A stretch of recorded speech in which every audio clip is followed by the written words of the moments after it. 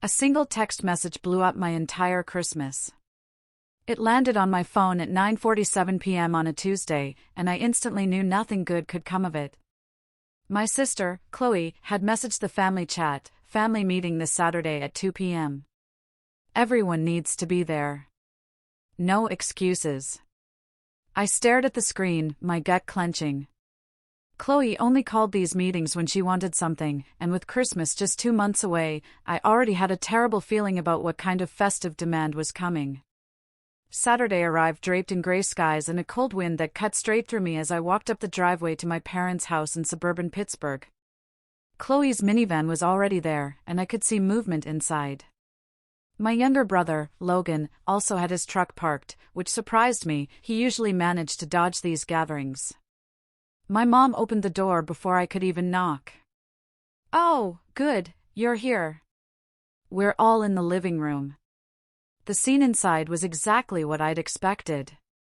Chloe sat in my dad's armchair like it was a throne, her husband, Marcus, beside her on the couch. Logan was slouched in a corner chair, scrolling through his phone with the defeated posture of someone who'd already heard enough. Mom and Dad stood by the fireplace, a silent, united front. "Now that we're all here," Chloe began, cutting straight to it, "we need to discuss Christmas arrangements." I slid onto the piano bench, the only available seat. "What about them?" I asked carefully. Chloe pulled out her phone, a spreadsheet already open. "Marcus and I have 4 kids now. Harper is 11, Ethan is 9, and the twins just turned 4. Hosting Christmas at our house is impossible with all the preparations, so we'll be doing it here, like always." "That makes sense," I said, cautiously. "What doesn't make sense is expecting me to cook, clean, watch for children, and somehow enjoy the holiday." Chloe's eyes fixed on me with laser precision. "So, this year, everyone needs to contribute more." The room went silent, save for the grandfather clock ticking in the hall. "Logan, you'll handle all the yard work and snow removal. Mom and Dad will do the cooking. And you," she pointed at me, "will be on full-time childcare duty. All 4 kids, from the moment we arrive until we leave." My mouth dropped open. "You want me to babysit for the entire day?" "It's called helping family," Chloe shot back. "Unless you think you're too important now that you work in finance." I was a senior analyst at a wealth management firm, a position I'd earned through 6 years of 80-hour weeks and 3 professional certifications. Chloe had been a dental hygienist before kids, then became a stay-at-home mom. She'd always resented my career. "I come to Christmas to spend time with family, not to be unpaid childcare," I said, trying to keep my voice level. "So, you're saying you won't help your own sister?" Mom interjected, her tone sharp with disappointment. "I'm saying I'll help with the kids, but not exclusively. I'd like to actually participate in Christmas." Chloe stood up, her face flushing red. "This is exactly what I'm talking about. You've always thought you were better than everyone else. Too good to help out. Too busy with your fancy job. That's not fair. What's not fair is me drowning while you sit around drinking wine and acting like you don't have nieces and nephews who barely know you." The accusation stung, because it held a grain of truth. I'd missed birthday parties and school events, though never maliciously. My schedule was brutal, and Chloe lived an hour away. Dad cleared his throat. "Your sister needs support. Family helps family without keeping score." "I'm not keeping score.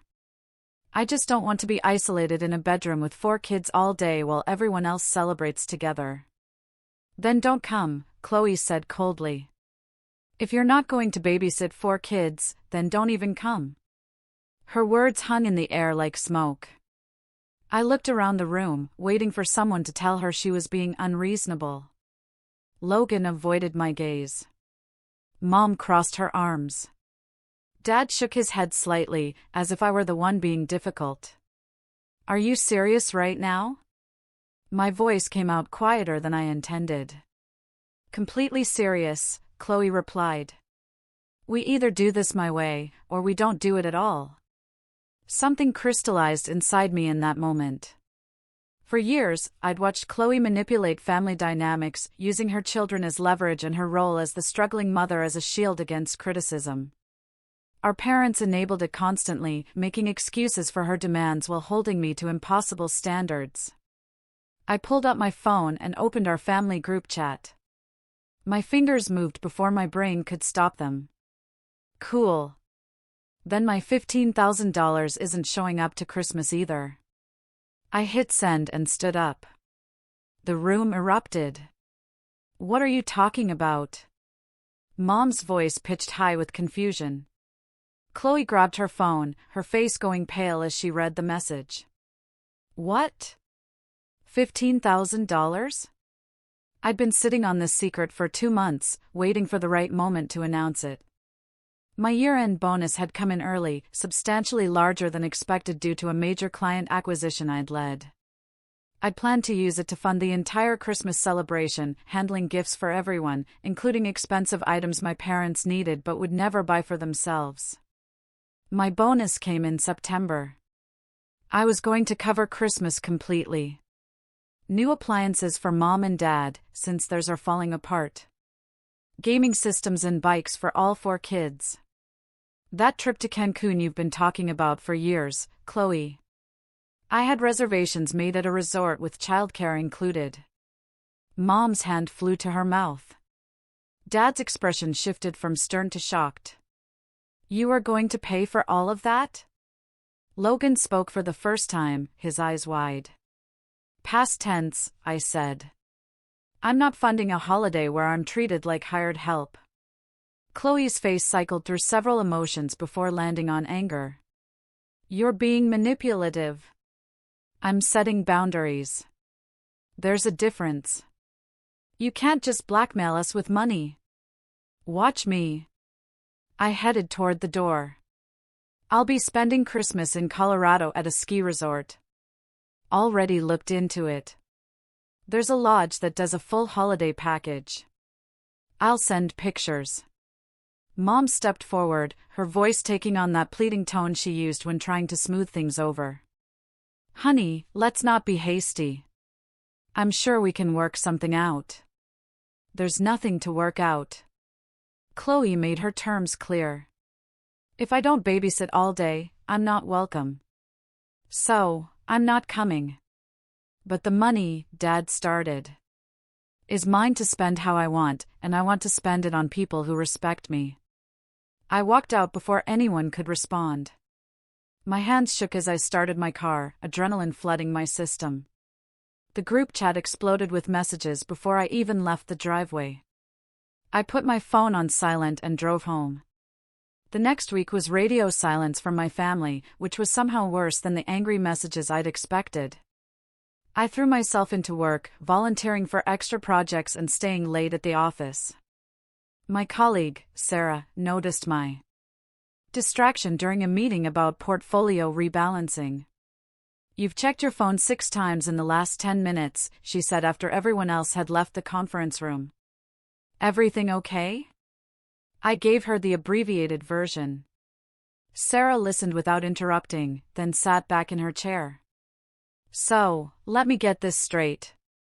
Your sister demanded you provide free childcare for an entire day.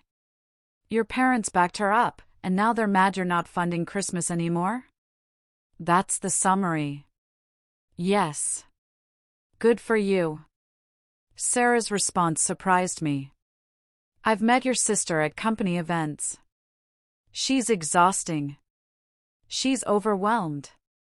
For kids is a lot. Being overwhelmed doesn't entitle her to your labor or your money. You know that, right? The validation from Sarah helped, but nights were harder. I'd lie awake replaying the confrontation, wondering if I'd overreacted. My apartment felt emptier than usual, the silence pressing in from all sides. I'd grown accustomed to difficult family dynamics, but completely cutting contact felt like stepping off a cliff into unknown territory. By the second week, my Aunt Brenda called. She was Mom's younger sister, someone who had always maintained careful neutrality in family disputes. Your mother is beside herself, Brenda said without preamble. She asked me to call you. Of course she did. Don't be snide. She's genuinely upset. So is your father. I switched the phone to my other ear, pacing my living room. Did she tell you what actually happened? She said you had a disagreement about Christmas responsibilities and you're refusing to come unless you get your way. The distortion of facts shouldn't have surprised me. Yet it did. That's not remotely accurate. I laid out the actual sequence of events for Brenda, including Chloe's ultimatum and my parents' immediate support of it. Brenda listened quietly, occasionally making small sounds of acknowledgement. That does change things, she admitted when I finished. Your mother made it sound like you were being precious about helping with kids. I offered to help. I refused to be isolated with 4 children for an entire day while everyone else celebrated without me. Chloe has always been intense about getting her needs met, Brenda said carefully. Your grandmother used to say she came out of the womb demanding attention. And everyone's been giving it to her ever since. True enough, Brenda sighed. What are you going to do? Spend Christmas in Colorado. I've already booked it. That'll break your mother's heart. Her heart survived telling me not to come if I wouldn't babysit. She'll manage. Brenda laughed, a sound both rueful and admiring. You've got steel in you. I always knew that, but you usually kept it hidden. Good for you for finally showing it. The conversation ended more positively than it began, with Brenda promising to have a frank talk with Mom about the situation. I didn't expect it to change anything, but having someone in the family understand my perspective felt like oxygen after being underwater. Intellectually, I knew that. Emotionally, guilt gnawed at me constantly. I'd been conditioned my entire life to accommodate Chloe's needs. She was the dramatic one, the emotional one, the one who needed handling. I was the responsible one, the stable one, the one who should know better than to rock the boat. My phone buzzed during lunch 3 days later. A call from Mom. I let it go to voicemail, then immediately felt guilty for doing so. The voicemail notification appeared, and I listened to it in my car. Sweetheart, please call me back. Your sister is very upset. She's been crying for days. You know how she gets when stressed. Can we please talk about this reasonably? Maybe we all overreacted. The message ended with a heavy sigh that spoke volumes about who she blamed for this situation. I didn't call back. Instead, I booked the Colorado ski lodge for Christmas week. The reservation confirmation felt both liberating and terrifying. I'd never spent a major holiday away from family. Even during my worst years at college, broke and exhausted, I'd made it home. Logan texted me privately that evening. Mom's freaking out. Chloe's telling everyone you're abandoning the family over babysitting. She's the one who said not to come, I typed back. I know, but you know how she spins things. Not my problem anymore. Dad's worried about Christmas being ruined.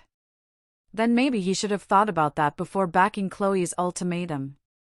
Logan sent a string of thinking face emojis. Fair point. For what it's worth, I think you're right. She's been impossible lately. His support meant more than I'd expected. Logan had always been neutral in family conflicts, Switzerland in human form. Having him acknowledge Chloe's behavior felt validating. November crept forward with uncomfortable slowness. The family group chat continued without me, planning a scaled-back Christmas that felt pointed in its modest approach. They made sure I could see every message about budget constraints and disappointment. Guess we'll just do stockings this year, Mom texted.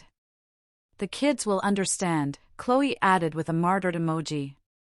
I muted the chat. Work provided a welcome distraction. We'd taken on a new client, a tech entrepreneur named Jensen, looking to diversify her portfolio before an IPO. The project consumed my days and most of my evenings, leaving little time to ruminate on family drama. My boss, Mark, called me into his office the week before Thanksgiving. "Your work on the Jensen account has been exceptional," he said, leaning back in his leather chair. "I'm recommending you for promotion to VP of Client Relations." The news should have thrilled me. Instead, I felt hollow. I had nobody to celebrate with. Chloe would find a way to diminish it. Mom would worry about me working too hard. Dad would grunt approvingly but offer no real praise. "Thank you," I managed. "I appreciate the opportunity." Mark studied me with shrewd eyes. "You've seemed off lately. Everything all right?" I gave him a sanitized version about family tension over the holidays. He listened, then shared his own story about cutting off his brother for 2 years over a business dispute. "Best decision I ever made," he said. When we finally reconnected, the relationship was healthier because I'd enforced boundaries. Sometimes people need to learn you won't tolerate being treated poorly. His words echoed in my mind as Thanksgiving approached. My parents invited me to their house, making no mention of the Christmas conflict. I declined and spent the holiday with Sarah's family instead, feeling like an interloper at their warm, chaotic gathering. Chloe posted a lengthy Facebook message on Thanksgiving morning about gratitude and family with professional photos of her picture-perfect brood. The comment section filled with hearts and supportive messages from people who had no idea what happened behind the scenes. I didn't engage. December arrived with the first major snowfall of the season. Pittsburgh transformed into a winter wonderland. All the houses on my street decorated their lawns with inflatable Santas and light displays. I left my own house dark except for a small wreath on the door. The breaking point came on December 10th. Mom called from a number I didn't recognize, catching me off guard. I answered, thinking it might be work-related. "Before you hang up, please just listen," she said quickly. "I'm listening. Your sister is having a really hard time. Marcus lost his job last month. They're struggling financially, and Christmas is going to be very difficult for them." Guilt surged through me, exactly as intended. "I'm sorry to hear that. We need to come together as a family. Chloe's willing to apologize if you'll reconsider about Christmas." Apologize for what, exactly? For being harsh about the babysitting thing? She was stressed and overwhelmed? I paused, letting my frustration boil over. "And Dad, is he apologizing for backing her up? Are you apologizing for making me feel like I'm unreasonable for wanting to be treated with basic respect?" Silence stretched across the line. "We're your parents. We shouldn't have to apologize for trying to keep the family together." "You're not keeping the family together. You're enabling Chloe to treat me however she wants without consequences. She's your sister. She needs you right now. Where was she when I needed family? When I was working 100-hour weeks during my CPA exam? When I had pneumonia and couldn't get out of bed for a week? When I bought my house and could have used help moving?" Mom's voice tightened. "That's different. You're independent. You've always been fine on your own." The casual dismissal of my needs crystallized everything. I'd been fine on my own because I had no choice. My family had assigned me the role of the strong, self-sufficient one, which really meant they felt entitled to ignore my needs while demanding I meet everyone else's. "Then I'll continue being fine on my own," I said. "Enjoy Christmas." I hung up before she could respond. That evening, I went through my Christmas budget spreadsheet. The numbers stared back at me, a ghost of good intentions. $15,000 earmarked for family who couldn't be bothered to treat me like an equal member. I started a new spreadsheet. $5,000 went to a women's shelter that provided Christmas gifts and meals for mothers and children escaping mistreatment. $3,000 to a scholarship fund for first-generation college students in Pittsburgh. $2,000 to an animal rescue that was over capacity. The remaining $5,000 I kept for my Colorado trip, upgrading my accommodations and adding excursions. Each donation felt like shedding weight I didn't know I'd been carrying. The thank you emails from the charities arrived within days. The director of the women's shelter called me personally, her voice thick with emotion as she explained how much the donation meant. They'd be able to provide presents for 35 children who otherwise would have woken up to nothing on Christmas morning. "You're literally changing lives," she said. "These mothers are in crisis, and knowing their kids will have a real Christmas takes away one source of stress during an impossible time." After hanging up, I sat at my kitchen table and cried. Not from sadness, but from the overwhelming realization that my money could do actual good in the world instead of enabling dysfunctional family dynamics. Chloe would have spent it on material goods they didn't need, a temporary band-aid on deeper issues. These charities would create lasting impact.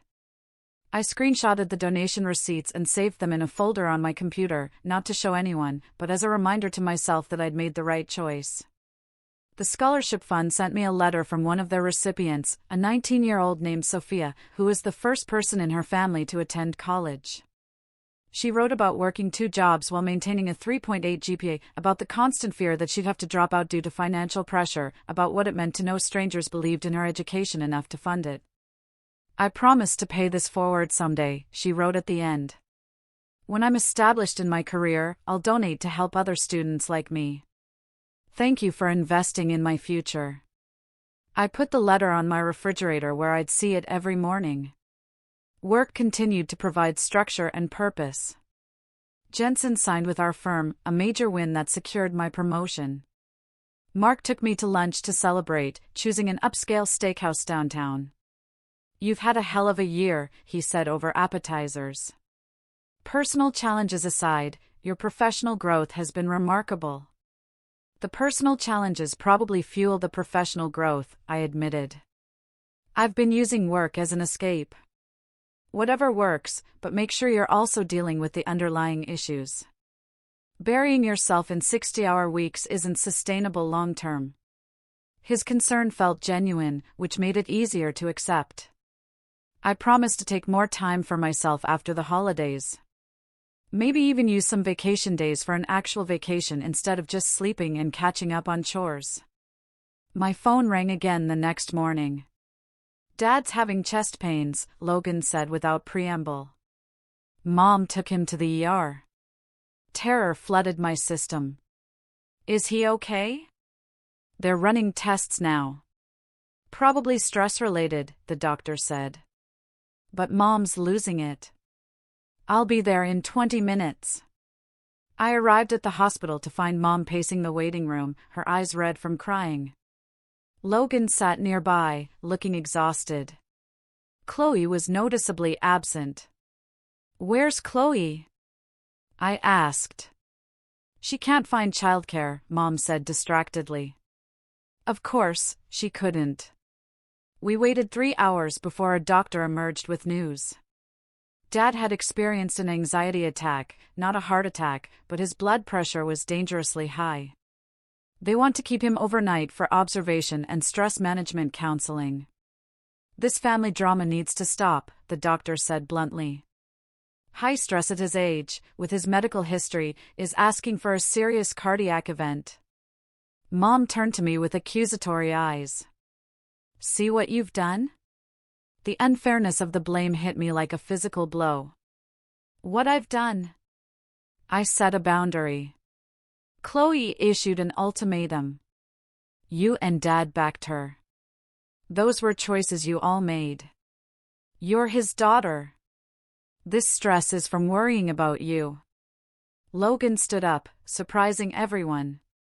"Actually, Mom, Dad's been stressed because Chloe calls him crying 3 times a week about her finances, asks for money constantly, and guilt trips him every time he can't help. This has nothing to do with Christmas." Mom's face went white. "That's not true." "It is true. Dad told me last month he's been losing sleep over it. He's given Chloe almost $10,000 this year alone." The number shocked me. $10,000. While Chloe claimed poverty and expected me to fund Christmas. $10,000 while my parents lived in a house with appliances from 1995 and drove cars with 200,000 miles on them. He wanted to help his daughter, Mom said weakly. He has 2 daughters, Logan countered. But one of them doesn't demand help, so she gets ignored. I'd never heard Logan stand up to Mom before. He caught my eye and shrugged, a gesture that said it was about time. Someone spoke up. Dad was released the following afternoon with medication and strict orders to reduce stress. I drove him and Mom home, the car silent except for the radio playing bland holiday music. At their house, I helped Dad get settled while Mom fussed anxiously. We need to talk, Dad said once Mom went to make tea. You should rest. I'll rest better once we clear the air. He gestured to the chair beside his recliner. Sit. I sat. Dad looked older than I remembered, gray and tired. Your mother and I have been unfair to you. The admission stunned me into silence. Chloe's always been the squeaky wheel. High maintenance from day one. You were easy, independent, didn't ask for much. We took advantage of that. He rubbed his face. Parents aren't supposed to have favorites, but we definitely have an easier child and a harder one. We've let the harder one dictate family dynamics for too long. Dad. Let me finish. You were right to skip Christmas if the condition was being treated like staff. You were right to keep your money when nobody appreciated what you were offering. Chloe's been enabled by us for years, and it's made her worse. Mom returned with tea, her expression guarded. She clearly heard enough to know where the conversation was heading. Your father's right, she said quietly, setting down the mugs. I've made excuses for Chloe because she struggles. But struggling doesn't give her the right to treat you poorly. The apology felt genuine, which somehow made it harder to accept. I'd armored myself for a fight, not capitulation. What about Christmas? I asked. Mom and Dad exchanged glances. We'd like you to come, Dad said. But only if you want to. No conditions, no mandatory babysitting. We'll tell Chloe to back off, and if she refuses, then she can figure out her own arrangements, Mom said firmly. I'm tired of mediating her drama. I agreed to think about it, making no promises. The Colorado Lodge remained booked. A safety net. Family dynamics reverted to their usual patterns. Chloe called me that night, her voice saccharine sweet. Mom said Dad's okay. I'm so relieved. He'll be fine if stress reduces. I heard you might come to Christmas after all. Possibly. Listen, I want to apologize. I've been under so much pressure with Marcus's job situation. I took it out on you, and that wasn't fair. The apology sounded rehearsed, like she'd practiced it multiple times. I waited for the other shoe to drop. So, I was thinking, Chloe continued, if you're still planning to help with gifts, the kids really want those gaming systems you mentioned. And Logan could probably use a new bike, too.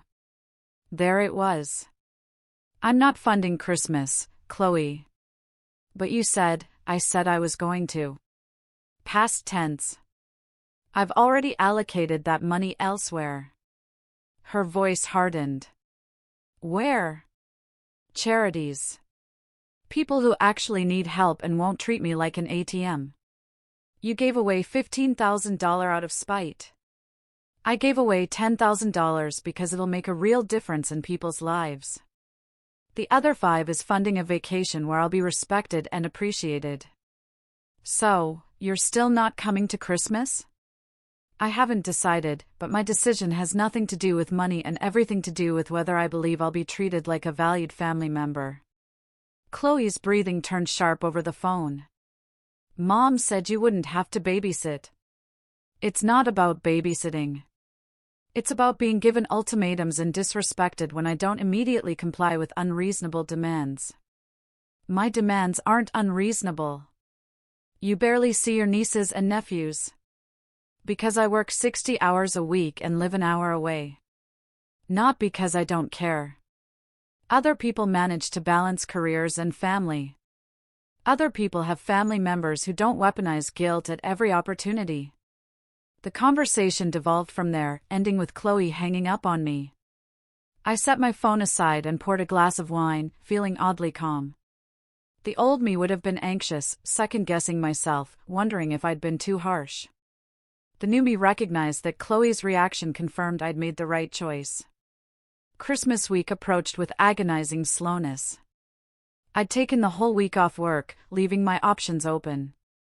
The Colorado Lodge sent cheerful emails about holiday activities and menus.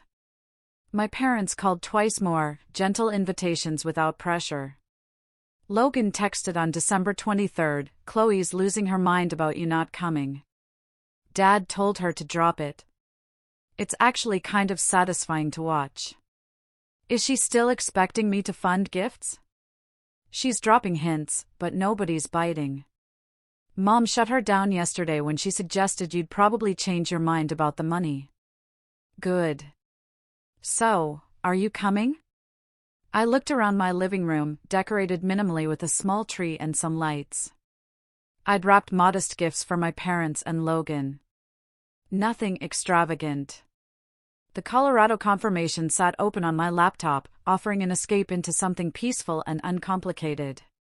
But family wasn't supposed to be uncomplicated. It was messy and difficult, full of old wounds and competing needs. Walking away permanently felt like losing something I'd spent 32 years building, however imperfectly. I'm coming, I typed back, but I'm staying in a hotel and I'm leaving if things get toxic. Fair enough. See you Christmas Eve. I called my parents that evening to confirm, making my boundaries crystal clear. I'd arrive Christmas Eve around noon. I'd help with meal preparation and spend time with everyone, but I wasn't providing childcare and I wasn't funding gifts. If Chloe couldn't accept those terms, I'd leave without drama. Dad agreed immediately. Mom sounded relieved. Neither mentioned Chloe's reaction. Christmas Eve arrived cold and bright. Pittsburgh buried under fresh snow. I packed an overnight bag despite planning to stay at a hotel, unsure of how long I'd last. The drive to my parents' house felt surreal, like watching myself from outside my body. Chloe's minivan sat in the driveway, partially blocking the path. I parked on the street and grabbed my bag and the gifts. The front door opened before I could knock, Logan grinning at me. You actually came.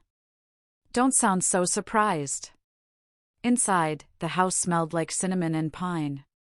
Mom had decorated modestly, the tree smaller than usual but covered in ornaments.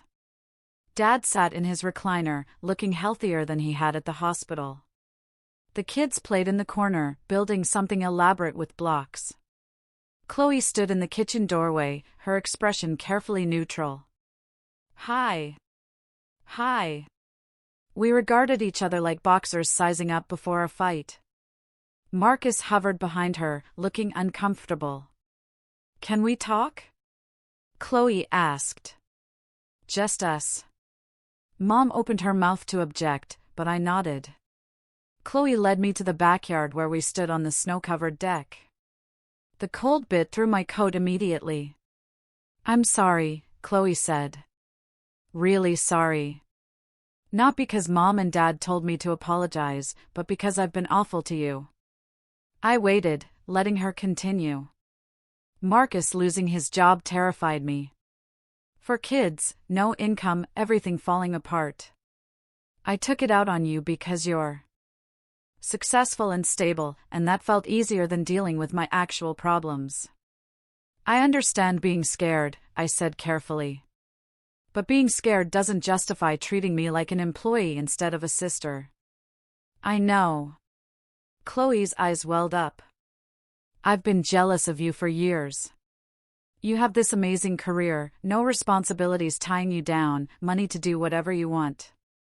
Meanwhile, I'm drowning in laundry and bills and kids who won't stop fighting. You chose your life, Chloe. I'm not going to apologize for choosing mine. I'm not asking you to. I'm asking if we can start over. The request hung in the frozen air between us. Starting over meant letting go of years of resentment and hurt feelings. It meant trusting that Chloe would actually change instead of just saying what I wanted to hear. Actions, not words, I said finally. If you want to start over, prove it. Treat me like a person instead of a resource. Stop keeping score of who's doing more or has it harder. Actually be interested in my life instead of just tolerating it when you need something. Chloe nodded, wiping her eyes. I can do that. And one more thing. The money I set aside for Christmas is gone. Not to punish you, but because I gave it to people who needed it. If you can't handle that, tell me now. She flinched but held my gaze. I can handle it. We'll figure things out. We went back inside. The tension eased, but not completely dissolved. Mom fussed over both of us, clearly relieved to have avoided a blowout. Dad smiled from his recliner, looking more relaxed than he had in weeks. The afternoon unfolded carefully, everyone on their best behavior. I helped Mom with dinner preparations while Chloe wrangled her kids. Logan kept the conversation flowing at dinner, telling elaborate stories about his new job in construction. The kids opened their modest presents with genuine excitement, not seeming to notice the absence of expensive gaming systems.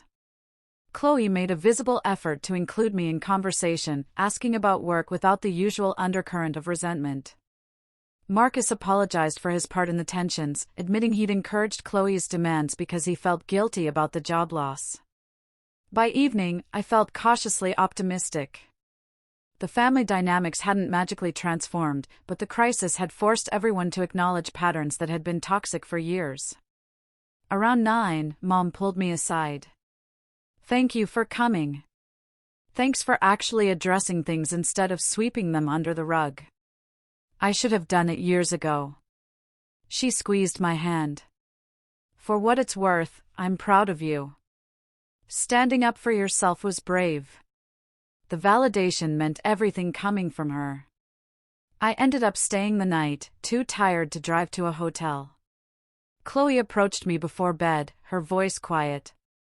The kids loved spending time with you today.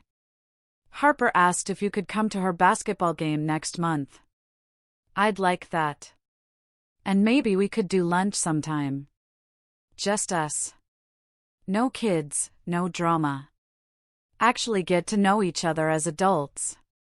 I'd like that, too. Christmas morning was chaotic and imperfect, and surprisingly wonderful.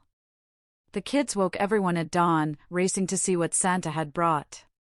We made pancakes together, the kitchen crowded and loud. Logan started a snowball fight in the backyard that somehow involved all the adults. Later, while the kids played with their new toys and Marcus helped Dad with something in the garage, Chloe and I found ourselves alone by the tree. I meant what I said yesterday, she told me about starting over. So did I. About actions, not words. Fair. She picked up a cookie from the tray Mom had left out. For what it's worth, I don't blame you for the money thing. I would have done the same. Really? Probably worse. I'd have posted about it on Facebook. We both laughed, the sound genuine and surprised. The rest of Christmas passed peacefully. I left that evening exhausted but content. The drive home gave me time to process everything. My family was messy and complicated, prone to enabling bad behavior and avoiding conflict. But they were also capable of growth when pushed. Logan called me the day after Christmas. So Chloe's telling everyone she needs to be better to you. Is she actually being better, or just talking about it? Time will tell, but she did admit to Mom that she's been taking advantage of you for years. That's progress. Baby steps, he agreed. Work resumed after New Year's with the official announcement of my promotion. This time, I had people to celebrate with. Mom and Dad took me to dinner, asking detailed questions about my new responsibilities. Logan sent a congratulatory text with entirely too many confetti emojis. Chloe called to say she was proud of me, and for once, she sounded like she meant it. In mid-January, Chloe invited me to lunch. We met at a cafe halfway between our houses, sitting across from each other with coffee and sandwiches. Marcus got a new job, she told me. Better pay than the last one. That's great. Things are stabilizing. Finally. She paused, then looked me directly in the eye. Thank you for not backing down at Christmas. I needed the wake-up call. I needed it, too. I'd been letting you walk all over me because it was easier than fighting. We're both pretty stubborn. Genetics, I agreed. We talked for 2 hours, the conversation ranging from childhood memories to current struggles to hopes for the future. For the first time in years, I felt like I was talking to my sister instead of an adversary. Harper's basketball game came and went with me cheering from the stands while Chloe pointed out her daughter's impressive defensive plays. I started making the drive to their house once a month, building relationships with my nieces and nephews that weren't based on obligation. Mom commented in March that I seemed happier. She was right. Setting boundaries had freed me from resentment I hadn't fully realized I'd been carrying. The family dynamics were still works in progress, but we'd established a new normal based on mutual respect instead of guilt and obligation. In April, Chloe sent me a text. Next Christmas, you're not doing anything except showing up and having fun. That's an order from your sister. What about babysitting 4 kids all day? I texted back. Absolutely not. We're hiring actual babysitters like reasonable people. I laughed and sent back a thumbs up. My bonus the following year was even larger, a reflection of my promotion and successful client acquisitions. This time, when I planned Christmas spending, it was genuinely generous instead of compensatory. I funded gifts because I wanted to, not because I felt obligated or guilty. The family group chat in October featured Chloe announcing Christmas plans, hosted at my house this year. Everyone's welcome. Bring your appetites and prepare for chaos. No ultimatums, no demands, no guilt trips, just family, messy and imperfect, and finally healthy. Christmas arrived with snowfall and celebration. Chloe's house overflowed with people and noise, her kids racing around in holiday pajamas. I arrived with armfuls of presents, greeted by enthusiastic hugs from my nieces and nephews. Marcus pulled me aside at one point. Thanks for what you did last year. Chloe needed to hear she couldn't treat people that way. We all needed to hear it, I corrected. The day was chaotic and exhausting and absolutely perfect. No childcare duty, no resentment, no keeping score, just family being family with all the mess and love that entailed. As I drove home that evening, I thought about the text I'd sent the previous year. Cool. Then my $15,000 isn't showing up to Christmas either. It had felt nuclear at the time, destructive and harsh. But sometimes you had to burn things down to build something better. My family wasn't perfect. We still had our moments of tension and miscommunication. But we'd learned to communicate honestly and respect boundaries. We'd learned that love without respect wasn't really love at all. And sometimes the best gift you can give your family is refusing to accept less than you deserve. What would you have done if your family pushed you to your breaking point?